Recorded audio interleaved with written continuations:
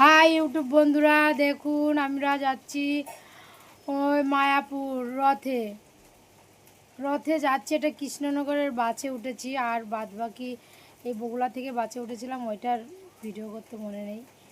এই যে বাইরেটা কৃষ্ণনগরের, আরও নবদ্বীপের বাস দাঁড়িয়ে আছে, আর এদিকে এই যে কত বাস। আর আমাদের বাসের ভিতরটাই একটু জায়গা নেই, পুরো ভরে গেছে। বাসটা একটু পরেই ছাড়বে নবদ্বীপের দিকে, তারপরে বাসটা যাবে। এই যে নবদ্বীপে পৌঁছে গেলাম। এই যে চৈতন্য মঠে চলে এসেছি আমরা। এইখান থেকে আমরা ইস্কনের উদ্দেশ্যে রওনা দেবো। ইস্কনে যাব, ওইখানে একটা গাড়ি নেই আজকে, রথের জন্য সব কিছু বন্ধ। হেঁটে হেঁটে যাচ্ছি, আমার পিসিমা, দিদি আর আমি। আমরা হেঁটে হেঁটে এই ইস্কনের দিকে গুটি গুটি পায়ে রওনা দিচ্ছি। দেখতে থাকুন, অবশ্যই আরও অনেক কিছু আছে এর ভিতরে। ওই যে পেছনে মঠগুলো দেখতে পাচ্ছেন। এই যে কিছুটা এগিয়ে এসছি। এটা এখনও ইস্কনে পৌঁছায়নি, তবে ইস্কনের প্রায় কাছাকাছি এসছি। এসে এইখানের এই সবুজ পরিবেশটা খুব ভালো লাগছিল, ভাবলাম কি আর একটুখানি আপনাদের তুলে দেখাই। এখন অবশ্য রোদ্দুরই ছিল। কী সুন্দর পরিবেশটা। এই যে সামনে এগিয়ে যাচ্ছে, কত অনেকে হেঁটে যাচ্ছিল, কারণ রথের দিন তো কোনো গাড়ি ছিল না। আর আমরা তো ওইখান থেকে এসে অনেকটা এদিকে নামিয়ে দিল, তারপরে ওইখান থেকে আমরা টিকিটে 40 টাকা ভাড়া নিয়ে এসেছি।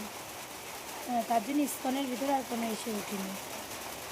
এই যে আরেকটা মঠে এসেছি। এই যে এই মঠটার এটা দেখে কি সুন্দর লাগছে। এই যে চারিদিকে প্রাচীর দেয়া। যেটা ইস্কনে ঢুকবো সেই সেই একটু কাছাকাছি এই মঠটা। মায়াপুরে তো চারিদিকে মঠ আর মঠ। হ্যাঁ, ওই আমার দিদি ওইখানে দাঁড়িয়ে আছে।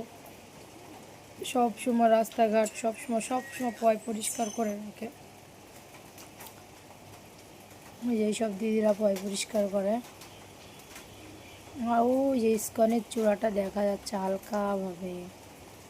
এখানে যে কথা বলছি,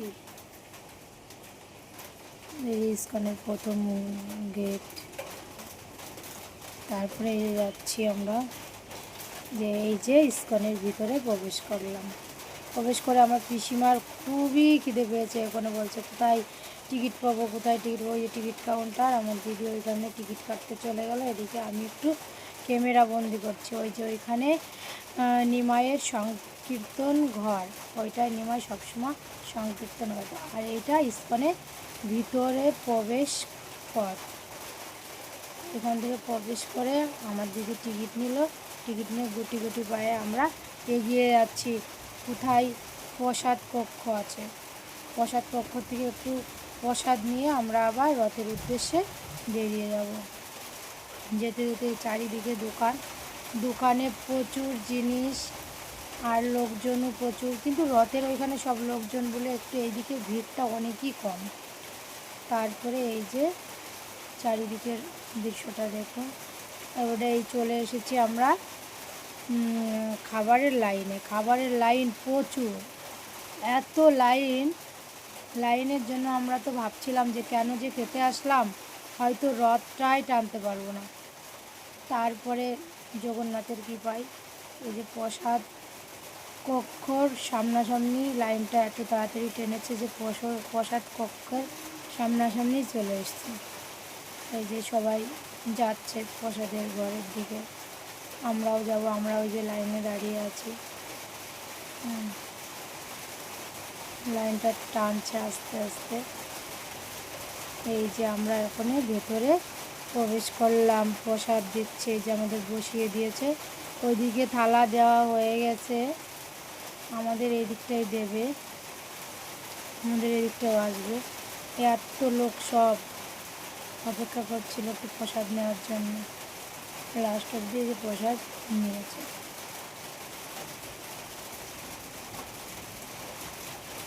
প্রসাদ খেয়ে বাইরে বেরিয়ে দেখি বৃষ্টি, সেই বৃষ্টি হচ্ছে। বৃষ্টির মধ্যে তো দিদি আগে আগে হেঁটে হেঁটে চলে যাচ্ছে, আমি তো ছাতা নিয়ে আস্তে আস্তে ক্যামেরা করতে করতে হাঁটছি। তারপরে দিদিকে বললাম যে আমাকে একটু ক্যামেরা করে দে।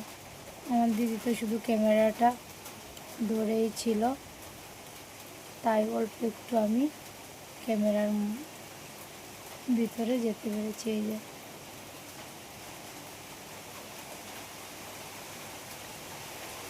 এইখানে দিটা কি ভালো লাগে। এখন আমরা বেরিয়ে যাব রথ দেখার উদ্দেশ্যে। এই যে রাস্তায় বেরিয়েই দেখি রথ রথ সেজেছে। এই যে গরুগুলো, গায়ে মাথাগুলো কি সুন্দর করে ওদের শিঙে তেল লাগিয়ে ওদেরকে দিয়ে এই যে রাধাকৃষ্ণ সেজেছে, রথ টানা হচ্ছে। আপনারা দেখতে থাকুন, আরও রাস্তায় অনেক রথ আছে। এটা ইস্কনের উদ্দেশ্যে রওনা দিচ্ছে এই রথটা। আর আমরা যাচ্ছি চৈতন্য মঠের দিকে, চলে যাচ্ছি। এইখানে প্রচুর ভিড় তো ক্যামেরা করাই যায় না, তাই হালকা হালকাভাবে একটু ক্যামেরা করেছি। এই যে আর একটা রথ, এটা রাম সীতা আছে এই রথটায়। পেছনে অনেক রকমের বাজি বাজনা নিয়ে আছে, অনেকে অনেক রকম সেজেছে। এই যে কত লোক কত রকমের এই যে সেজে গুজে রাস্তা দিয়ে রথের জন্য, ওরা রথের সঙ্গে ওটা শো। তারপরে এই যে কত প্রভুরা মাতাজিরা সব দাঁড়িয়ে আছে। মায়াপুর না গেলে এটা বুঝতেই পারবেন না যে কি দারুণ ওইখানের পরিবেশ। এই যে আমার জীবনের প্রথম মায়াপুর যাওয়া। আমি আবার মানে রথের সময় যাইনি, তার আগে পরে গেছি।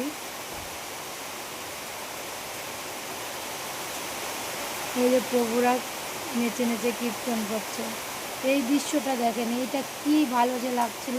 শুনছিল এটা আমি ক্যামেরা করেই যাই, কিন্তু কী করব, প্রচুর ভিড়, অল্প একটু করা হলো। তারপরে এই যে আবার আমি বেরিয়ে গেলাম ওইখান থেকে, যে রথের উদ্দেশ্যে গেলাম। রথ আবার এই যে একটা রথ, এটা বলরামের রথ, এটা ইস্কনেরই রথ, এটা বলরামের রথ। আর এরপরে আসবে এটা বলরামের রথ। এই যে চলে এসেছি আমি নিমাইয়ের জন্মস্থান নিমতলা। ভয়েস কভার দেওয়ার সময় প্রচুর জোরে বৃষ্টি হয়েছিল। ফ্রেন্ড, আওয়াজটা অবশ্য আপনাদের পৌঁছাবে কিনা জানি না। আজকে রথ বেরিয়ে গেছে। এটা চৈতন্য মঠের উদ্দেশ্যে রথটা বেরোলো। এই রথের রশি ধরে আমরা চৈতন্য মঠের দিকে যাব, কারণ চৈতন্য মঠেই আমার পিসিমা ওইখানেই থাকে, চৈতন্য মঠে। এইখান থেকে পিসিমা আর দুটো পিসিমা একসঙ্গে, ওনারা বেরিয়ে গেছে, ওনাদেরকে আমরা খুঁজে পাচ্ছিলাম না, ওই জন্য এই যে খোঁজাখুঁজি করছিলাম। এই যে শেষ পর্যন্ত রথ চৈতন্য মঠে চলে এসেছে। চৈতন্য মঠে রথ এসে দাঁড়িয়ে আছে। এখন আমরা বাড়ির উদ্দেশ্যে রওনা দেবো, তাই আরেকটুখানি দেখছিলাম, দেখি আমার জগন্নাথকে কী সুন্দর লাগছে, অপরূপ চেহারা, দেখতে দেখতে মন ভরে যায়। মনে হয় যে আজকে হতে আবার যাব সেই মায়াপুর। অবশ্যই সাথে থাকবেন, পাশে থাকবেন। যদি ভিডিওটা ভালো লাগে তাহলে একটা লাইক করবেন, কমেন্ট করবেন, শেয়ার করবেন, আর চ্যানেলটাকে